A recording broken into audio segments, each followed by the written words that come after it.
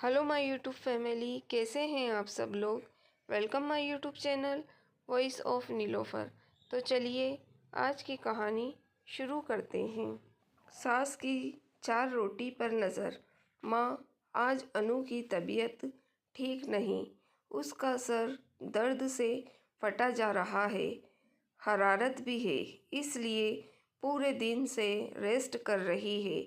अब तुम ही बताओ, उसकी इतनी तबीयत ख़राब है तो वह तुम लोगों के लिए खाना कैसे पकाएगी। अगर बहुत भूख लगी है तो अपने और पिताजी के लिए तुम खुद किचन में जाकर खाना बना लो। और वैसे भी तुम दोनों आदमी 4-4 रोटियां खाते हो। अब बेचारी ऐसी प्रचंड गर्मी में पसीना बहाकर तुम लोगों के लिए 4-4 रोटियां बनाएगी तो उसका सर दर्द और बढ़ जाएगा। मैं तो ठंडा ठंडा जूस लूँगा। पत्नी को आवाज़ देते हुए अनिल कहता है, डार्लिंग तुम क्या पियोगी, सूप या जूस। मुझे सूप पीना है, मेरे लिए सूप बना दो। जी डार्लिंग, अभी तुम्हारे लिए सूप बना कर लाया। अनु और अनिल हाल में चुपचाप बैठे हैं, कोई किसी से बात नहीं कर रहा है। घर में एक सन्नाटा सा छाया है, क्योंकि अभी कुछ देर पहले ही अनिल की आपने घर पर माता पिता से बात हुई थी। पिताजी की तबीयत बहुत दिनों से ख़राब थी। माँ का फ़ोन आया था कि बेटा, डॉक्टर ने किसी बड़े शहर में अच्छे से डॉक्टर को दिखाने के लिए कहा है, इसलिए हम दोनों तुम्हारे पास आ रहे हैं। अपने पास आने के शब्दों को सुनकर अनु और अनिल के छाती पर जैसे सांप लौट गए हों। वैसे अनु और अनिल को माता पिता को अपने पास आने से मना करने का कोई मुश्किल काम नहीं था, लेकिन क्या करें, अभी 3 महीने पहले ही दोनों ने अपना फ्लैट खरीदा है। घर को बनवाने में बहुत सारे पैसे खर्च हो गए थे। बाद में उनसे अपने पिताजी से 5 लाख रुपए की ज़रूरत पड़ी थी। पिताजी ने 3 महीने पहले ही उसे 5 लाख रुपए दिए थे। अब इतने सारे पैसे के लिए वो वहाँ अपने माता पिता को आने से मना भी नहीं कर पा रहे थे, लेकिन उन्हें अच्छा बिल्कुल नहीं लग रहा है, क्योंकि वह दोनों अपने पास बूढ़े माता पिता को नहीं बुलाना चाहते हैं। अनु तो साफ साफ कह देती थी कि तुम्हारे माता पिता हमारे स्टेटस के नहीं हैं, पूरे गांव के देहाती गंवार लगते हैं। मैं उनको अपने साथ नहीं रखूँगी। अपने रिश्तेदार को बताने में भी शर्म आती है कि यहाँ हमारे सास ससुर हैं।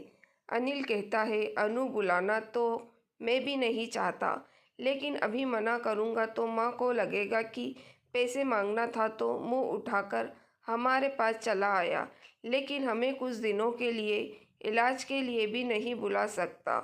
दूसरे दिन सुबह सुबह ही मालती जी और उनके पति रमाशंकर जी अपने बेटे बहू के पास नोएडा आ गए। दादा दादी को देखकर 5 साल की पोती भाग कर आई और अपनी दादी की गोदी चढ़ गई। कभी दादा की गोदी चढ़ती तो कभी दादी की। उसे बहुत अच्छा लग रहा था। तभी रसोई से निकलकर अनु भी आई और फॉर्मेलिटी के लिए सास ससुर के पैर छूकर रसोई में वापस चली गई। बेटा भी ऑफिस जाने के लिए तैयार था। उसने भी पैर छुए और कहा, पिताजी मेरे ऑफिस का समय हो रहा है, मैं जाता हूँ, आप आराम से यहाँ रहिए। इतना कहकर वहाँ निकल गया। रसोई में खड़ी हुई थी अनु सास ससुर को चाय देकर कमरे में जाकर बैठ गई। किसी से कोई बात नहीं की, न पिताजी की तबीयत पूछी। मालती जी बेटे बहू के घर में पहली बार आई थी, इसलिए उन्हें यह भी नहीं पता था कि उन्हें किस कमरे में ठहरना है और कहाँ पर वॉशरूम वगैरह है। पोती से कहती हैं, बेटा वॉशरूम कहाँ है, मुझे नहाना है। पोती नायरा दादी को वॉशरूम बता देती है। नहाकर दोनों पति पत्नी सोफे पर आकर बैठ गए। उनका सामान भी हाल में ही पड़ा हुआ है। अभी तक उन्हें पता ही नहीं है कि सामान कहाँ रखना है। सुबह सुबह ही बहू बेटे के घर आ गए थे। बहू ने चाय के साथ 2 टूटे फूटे बिस्किट दिए थे। अब दोपहर के 1 बज रहा है। बहू तो अभी तक अपने कमरे से नहीं निकली। मालती जी बहू के कमरे में जाती है। बहू आराम से फ़ोन पर बतिया रही है। अनु बहू, जब से मैं आई हूँ देख रही हूँ कि तुमने मुझसे बात भी नहीं की है। मैं अकेले हाल में बैठी हूँ, आकर मुझसे बात तो कर लो। इतने दिनों बाद आई हूँ और तुम्हारे पिताजी के खाने का समय हो गया है। उन्हें दवाई भी देनी है। खाना जल्दी से बना लो। फ़ोन रखते हुए माँ जी बिना पूछे मेरे कमरे में आ गई। एक बार पूछ कर आना चाहिए। प्राइवेसी नाम की कोई चीज़ होती है। अभी रुको, मैं बाहर ही आ रही हूँ। और हमारे इधर इतनी जल्दी कोई भी खाना नहीं खाता। हम लोग 2 बजे खाना खाते हैं। अभी 1 ही बजे हैं और वैसे भी हम दोनों अभी डाइटिंग कर रहे हैं तो रोटी चावल खाते ही नहीं हैं, कुछ हल्का फुल्का खाते हैं। फिर धीरे से बड़बड़ाती है, अब इन दोनों के लिए मुझे रसोई में ऐसी भीषण गर्मी में रोटी सेकनी पड़ेगी। बहू, तुम कुछ कह रही हो? मुझे सुनाई नहीं दिया, ज़रा तेज़ कहो। कुछ नहीं माँ जी। बहू की बात सुनकर मालती जी को बड़ा बुरा लगा कि बहू के कमरे में आने के लिए मुझे उससे आज्ञा लेना पड़ेगा। बहू से कुछ नहीं कहती, चुपचाप से वापस सोफे पर आकर बैठ जाती हैं। रास्ते में खाने के लिए मठरी और लाई चना बनाकर लाई थी, वही अपने पति को खाने के लिए दे देती हैं और उसके बाद दवाई खिला देती हैं। घंटे बाद बहू अपने कमरे से बाहर आई और रसोई में जाकर मूंग की दाल चढ़ा दी। साथ में आटा लगाकर रोटियां सेकने लगी। थाली में मूंग की दाल और एक रोटी रखकर ससुर जी को दे आई। रोटियां बहुत छोटी छोटी थी और बहू एक एक करके रोटियां दे रही थी। अब रमाशंकर जी और मालती जी ठहरे गांव के आदमी। वहाँ पर उनकी मेहनत भी ज़्यादा होती है, काम भी ज़्यादा होते हैं, तो वहाँ रोटियां भी 4 या 6 खाते हैं। और फिर रोटियां छोटी छोटी थी तो रमाशंकर जी बहू के हाथ की 7 रोटियां खा गए, क्योंकि सुबह से भूखे थे। और जब मालती जी के खाने की बारी आई तो वह भी 4 रोटियां खा गई। बहू को जब रसोई में 11 रोटियां बनानी पड़ी तो उसका मुंह फूल गया, क्योंकि उसे रोटियां बनाने में बहुत आलस आता है। और उसके सास ससुर तो चावल भी नहीं खाते। ससुर को डायबिटीज़ है तो अपने लिए तो उसे खाना बनाना नहीं था, सास ससुर के लिए ऐसी गर्मी में पसीने बहाकर रसोई में खाना बनाना उसे बहुत भारी पड़ रहा था। सबके खाना खाने लेने के बाद अनु हाल में आकर चिड़चिड़ाते हुए कहती है, अब उठोगे इधर से अपना सारा सामान। 4 बजे मेरे बेटी की मैम उसको ट्यूशन पढ़ाने के लिए आती है और उसको इधर सोफे पर हाल में बैठकर ही पढ़ाती है। अब इधर तुम्हारा इतना सारा सामान फैला रहेगा तो वह बच्चे को कैसे पढ़ाएगी? और पूरा घर कितना गंदा लग रहा है। तुम लोगों के आने से सारा घर फैल गया। माँ जी, यहाँ छोटे छोटे झोले उठाकर मेरे साथ आओ। और अनु सास को एक ऐसे कमरे में ले गई जहाँ पहले से ही बहुत सारा सामान भरा हुआ था। ज़मीन पर एक गद्दा पड़ा हुआ है। माँ जी, इसी कमरे में अपना सामान रख लीजिए, इसी में आपको रहना है। मालती जी चारों तरफ नज़रें फैलाती है। पूरे कमरे में घर की बची हुई चीज़ें रखी थी। अभी नया घर बना है तो कुछ टाइल्स, लकड़ी के टुकड़े, पेंट के डिब्बे, ब्रश सभी इस कमरे में रखे हैं। नीचे गद्दा पड़ा है। बहू, कोई और कमरा नहीं है? इस कमरे में तो हम ठीक से लेट भी नहीं पाएंगे। चारों तरफ सामान पड़ा हुआ है और कितनी ज़्यादा पेंट की बदबू आ रही है। पेंट की बदबू से हमें एलर्जी है। माँ जी, घर में 3 ही कमरे हैं, एक मेरा है, एक मेरे बच्चे का और एक कमरा यहाँ है जो मैंने आप लोगों को दिया है। इसके अलावा घर में कोई भी कमरा खाली नहीं है। इतना कहकर कमरे से चली गई। मालती जी कमरे में अपना सामान रख लेती है, पति का हाथ पकड़कर ले आती है। दवाइयाँ खाने की वजह से रमाशंकर जी को नींद आ गई और वहाँ सो गए। मालती जी भी उसी कमरे में बैठ गई। उन्हें ऐसा लग रहा था कि वह अपने बेटे बहू के घर नहीं, किसी अनजान लोगों के घर आई है, जहाँ ना तो कोई उससे ठीक से बर्ताव कर रहा है और ना बात। बेटा तो पहले ही ऑफिस चला गया। बहू का व्यवहार तो उन्हें वैसे ही पसंद नहीं आ रहा था। एक पोती थी जिसकी शरारत से थोड़ा बहुत मन लग रहा था, लेकिन बहू ने उसको भी खींचकर ज़बरदस्ती कमरे में सुला दिया। घर का सूनापन उन्हें काट रहा था। थोड़ी देर में मालती जी रसोई में पानी लेने के लिए गई तो देखा कमरे में बहू अपनी माँ से बात कर रही है।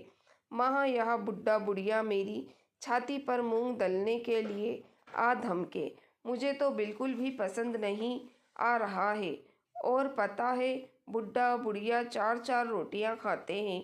मैं तो इतनी गर्मी में उनके लिए 4-4 रोटी बनाकर पसीने से तर हो गई। पता नहीं इतने बुढ़ापे में 4-4 रोटी कैसे हजम कर लेते हैं। फ़ोन पर उसकी माँ कहती है, बेटा तू चिंता ना कर, अगर तेरी सास 4 रोटी खाती है तो तू 4 रोटी के बराबर उनसे काम भी ले लिया कर। फोकट की 4 रोटियां मत खिला। अगर तू उन दोनों को बैठाकर खिलाएगी तो उन्हें तेरे पास बैठकर खाने की आदत बन जाएगी। मैं कहती हूँ तू आज शाम से ही अपनी 4 रोटियां वसूलना शुरू कर दे। माँ की बात सुनकर अनु खुशी से चहक जाती है और कहती है, माँ तुमने सही दिमाग लगाया। मैंने तो इस बारे में सोचा ही नहीं था। मैं तो यही सोच सोचकर परेशान थी कि इतने दिनों तक बुढ़ा बुढ़ी को मुझे तीनों पहर 4-4 रोटी बनाकर खिलानी पड़ेगी। मालती जी बहू की बात सुनकर दंग रह गई कि आज बहू के घर आए हुए पहला दिन ही है और एक बार ही बहू ने खाना खिलाया है। उस पर ही मायके अपनी माँ से शिकायत लगा दी कि सास ससुर 4-4 रोटियां खाते हैं। उनके आंखों में आंसू आ गए। रसोई में एक गिलास पानी लिया और अपने कमरे में आकर बैठ गई। तभी तक उनके पति रमाशंकर जी भी जाग गए। पत्नी की आंखों में आंसू देखते तो पूछा, क्या हुआ भाग्यवान, तुम्हारी आंखों में आंसू क्यों है? मालती जी बात को बनाते हुए कहती है, मेरी आंख में कोई आंसू वासू नहीं है, क्योंकि उन्हें पता था कि अगर अपने पति को बहू की सच्चाई बता दी तो वह अभी के अभी गांव वापस चले जाएंगे और फिर उनके इलाज का क्या होगा। वह तो अपने पति का इलाज कराने के लिए बेटे बहू के पास आई है। भले ही बेटे बहू अब कुछ भी कहें, लेकिन मैं अपने पति का पूरा इलाज करा कर ही जाऊंगी। जैसे ही रात का खाना बनने का समय आया, अनु वापस सास से कहती है, माँ जी ज़रा रसोई में आटा लगा दीजिए और फ्रिज से भिंडी निकाल कर रखी है, उसको भी धोकर अच्छे से काट लीजिए। अब तक मैं नायरा को दूध पिलाकर आती हूँ। मालती जी समझ जाती है कि बहू ने उससे 4 रोटी के बदले काम वसूलने लगी है। पति के इलाज के खातिर मालती जी चुपचाप से रसोई में जाकर आटा लगा देती है और सब्जी काट देती है। जब बहू रोटियां बनाने लगती है तो वह बहू से कहती है, बहू मेरा रात को खाना खाने का मन नहीं है, मैं रोटियां नहीं खाऊंगी। तुम बस अपने ससुर जी के लिए ही 4 रोटियां सेकना, मेरे लिए नहीं। मालती जी की बात सुनकर अनु खुश हो गई कि चलो अच्छा है, बुढ़िया रात का खाना नहीं खाएगी तो मुझे 4 रोटियां नहीं सेकनी पड़ेगी। रात तक बेटा भी ऑफिस से आ गया। सभी लोग खाना खा लेने के बाद मालती जी कहती है, बेटा सुबह ही तुम्हारे पिताजी को हॉस्पिटल लेकर चलना है, मुझे कल की छुट्टी ले लेना। तुम्हें तो पता है मेनदाता जैसे बड़े अस्पताल में दिखाने में पूरा दिन लग जाता है, बहुत भीड़ होती है। पहले भी एक बार मैं गई थी, सुबह से रात हो गई थी। अनु अपने पति की तरफ हंसते हुए कहती है, तुम्हारी माँ तुम्हें ज्ञान दे रही है। ऐसा लग रहा है कि वही सब कुछ जानती हो, तुम्हें कुछ ना आता हो। अनु की बात सुनकर अनिल चिड़चिड़ाता हुआ कहता है, माँ मुझे मत समझाओ, मुझे सब पता है। जाओ अपने कमरे में समय से जाकर सो जाओ। मालती जी अपने कमरे में जाकर लेट गई, लेकिन रात का खाना न खाने की वजह से उन्हें भूख लग रही थी। अपने छोटे से झोले से वह लाई चना और लड्डू निकालती है और खाने लगती है। रमाशंकर जी कहते हैं, तुम इतनी रात को क्या खा रही हो? अगर तुम्हें भूख लगी है तो खाना खाने से मना क्यों किया? नहीं, उस समय पेट भरा था, लेकिन अब मुझे रात के 12 बज रहे हैं तो मुझे भूख लगी है, इसलिए सोचा कुछ खाकर सोऊंगी, नहीं तो नींद नहीं आएगी। कुछ खाने के बाद ही मालती जी को नींद आई। रमाशंकर जी अपनी बहू के व्यवहार से अनजान थे। वह सुबह उठकर बहू से कहते हैं, बहू अस्पताल ले जाने के लिए पूरी और मिक्स सब्जी बना देना और थोड़ा सा बना देना, क्योंकि पूरा दिन लगेगा। घर से कुछ खाने पीने का ले जाएंगे तो ठीक रहेगा, बाहर का खाना मुझे हजम नहीं होता। अनु अनिल की तरफ मुंह बनाती हुई कहती है, अब इतनी सुबह सुबह उनके लिए पूरी सब्जी कौन बनाएगा? मुझसे इतना सुबह सुबह नहीं बनाया जाता, तुम ही संभालो अपने पिताजी को। अनिल कहता है, क्या पिताजी, तुम भी पूरी सब्जी की बात कर रहे हो? तबीयत तो पहले से ठीक नहीं है, पूरी सब्जी खाओगे तो और ख़राब हो जाएगी। अस्पताल में खाने के लिए सब मिलता है, उधर कुछ खरीद लेना और खा लेना।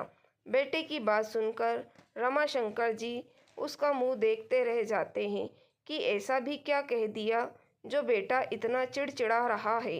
मालती जी कहती है, कोई बात नहीं बेटा, अस्पताल में लेकर ही खा लेंगे, तुम घर पर कुछ मत बनाओ। दोनों लोग घर से बिना कुछ खाए ही अस्पताल के लिए निकल गए। जाकर सीधा पर्चा वाली लाइन में लग गए। पूरे 2 घंटे लग गए पर्चा बनने में। सुबह के 7 बज गए थे। गांव में तो वह 7 बजे ही नाश्ता कर लेते थे। भूख के मारे पेट कुलबुला रहा था। बेटा भी पता नहीं फ़ोन पर किससे बातें करते हुए कहाँ चला गया। तभी मालती जी देखती है कि अस्पताल के बाहर एक फल का ठेला है। वह उधर से कुछ फल खरीद लाती है और पति को खाने को दे देती है। खुद भी 2 केले खा लेती है। अस्पताल में दिखाने में पूरा दिन निकल गया।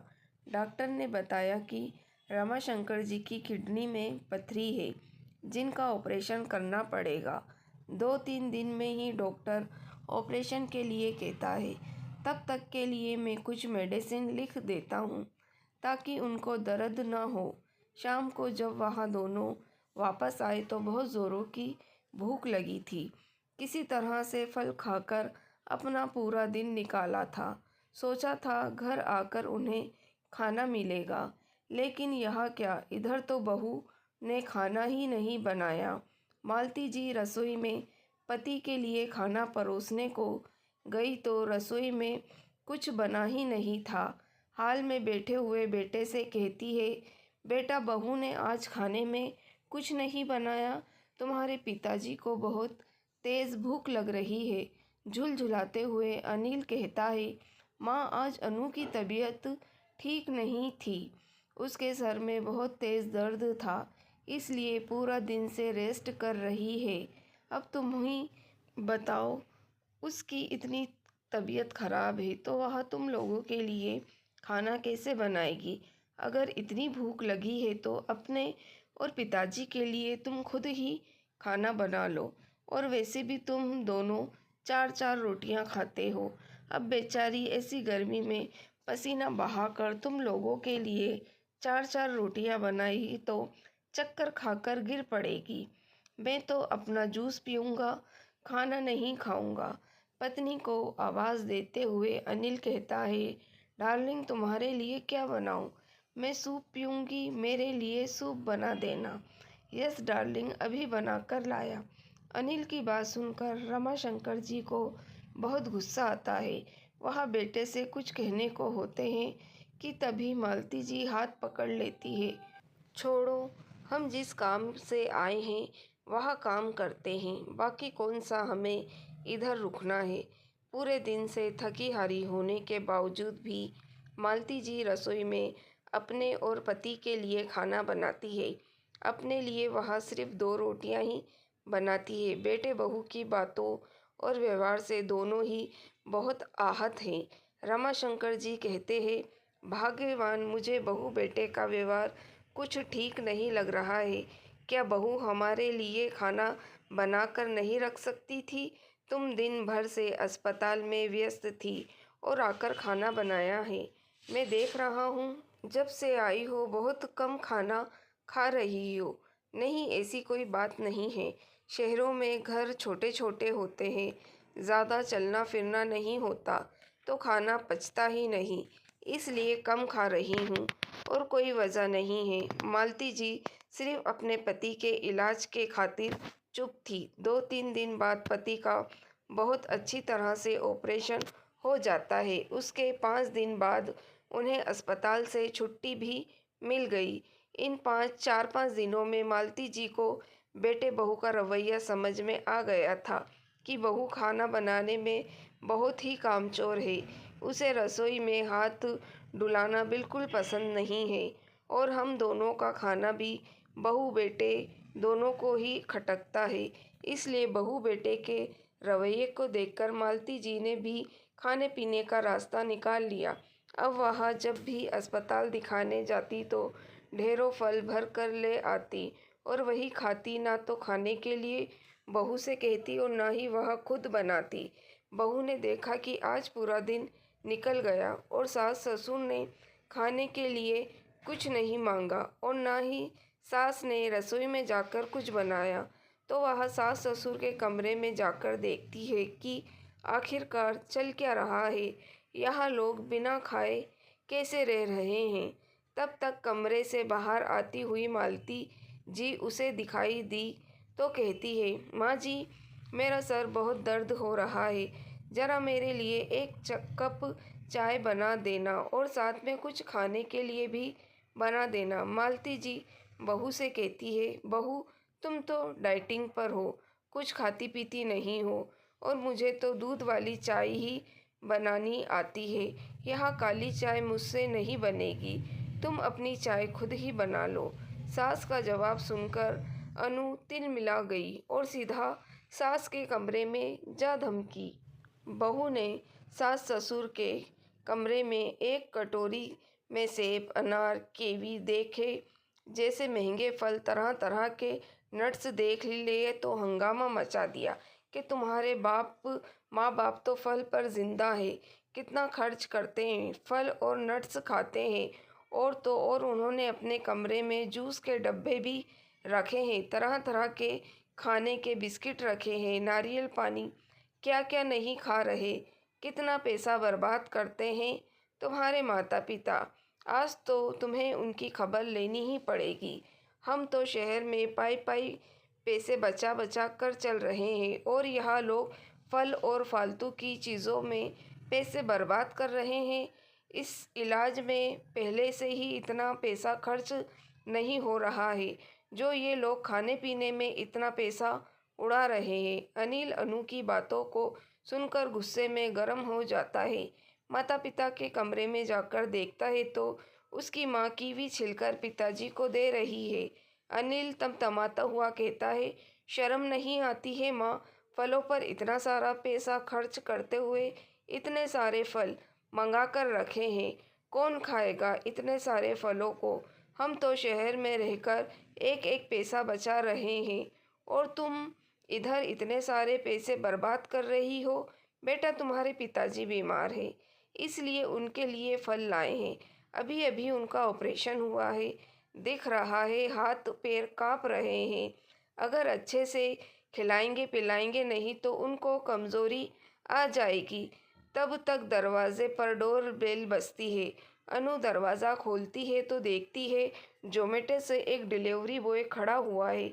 वह कहता है कि इस घर में से रमाशंकर जी ने खाना मंगवाया है। खाने को देखकर अनु और भी गुस्से में भड़क उठी और चिल्लाकर अनिल को आवाज़ देती है, देखो अनिल, हद होती है पैसा बर्बाद करने की। अब तो बुड्ढा बुड्ढी बाहर से खाना भी मंगाने लगे।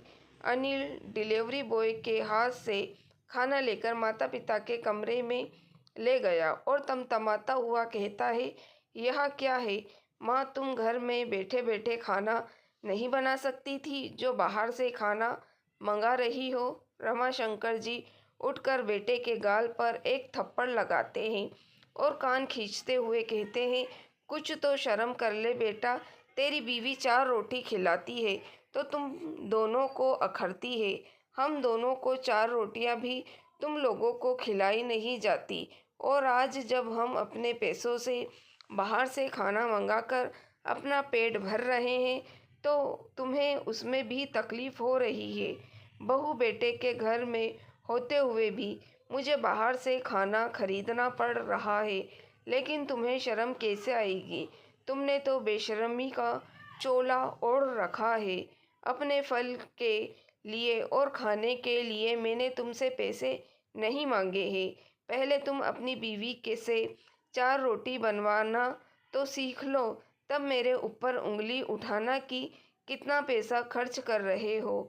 नालत है ऐसे बेटे बहू पर जो अपने सास ससुर को 4 दिन 4 रोटियां भी नहीं खिला सकते हैं।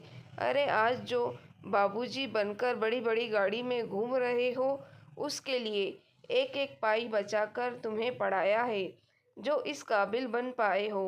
आज भी गांव में रहकर अपना कमाता हूँ, अपना खाता हूँ, तुम्हें से नहीं मांगता हूँ और तुम मुझसे कह रहे हो मैं फालतू का खर्च करता हूँ। बहू बेटे के घर में रहकर भी भूखे मरना पड़ रहा है। अगर तुम्हारी पत्नी हमें समय से 4 रोटी खाने को देती तो हमें यहाँ खाना बाहर से खाना मंगाने की ज़रूरत ही नहीं पड़ती। भाग्यवान, अपना सारा सामान बैग में भर लो। अब हम इन दोनों के घर एक पल भी नहीं रुकेंगे। हम किसी होटल में रुक जाएंगे, धर्मशाला में रुक जाएंगे, लेकिन बहू बेटे के घर नहीं रुकेंगे। पता नहीं क्या संस्कार लेकर आई है तुम्हारी पत्नी अपने मायके से, जो सास ससुर को 4 रोटी भी बनाकर नहीं खिला सकती, हमारी 4 रोटी पर नज़र रखती है। भगवान न करे कल को तुम्हारा बेटा बेटी भी तुम्हारे साथ ऐसा व्यवहार करे तो तुम्हें कैसा लगेगा? मालती जी बैग में सारा सामान पैक कर लेती है और वहाँ चली जाती है।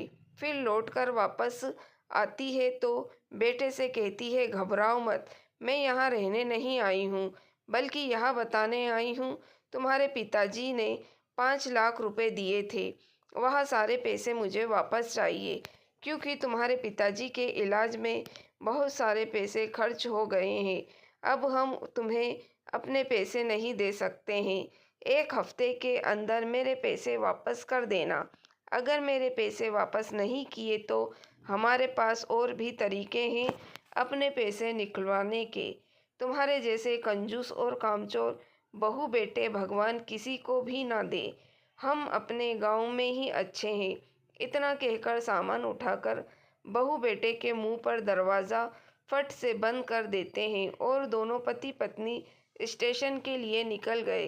तो दोस्तों, क्या बच्चों के लिए माता पिता की बुढ़ापे पर 4 रोटियां इतनी भारी पड़ती हैं कि वह उन्हें नहीं खिला सके? जो माता पिता अपने बच्चों के लिए स्वस्थ निछावर कर देते हैं, उनको माता पिता की 4 रोटियां क्यों अखरती है? अगर बहू बेटे इस तरह के हैं तो माता पिता को भी कठोर निर्णय लेने की आवश्यकता है। तो दोस्तों, कैसी लगी आपको कहानी? लाइक और कमेंट करके ज़रूर बताइएगा। मेरी वीडियो को शेयर करना ना भूलिएगा। मेरे चैनल वॉइस ऑफ नीलोफर को भी सब्सक्राइब ज़रूर कीजिएगा। Thank you for watching.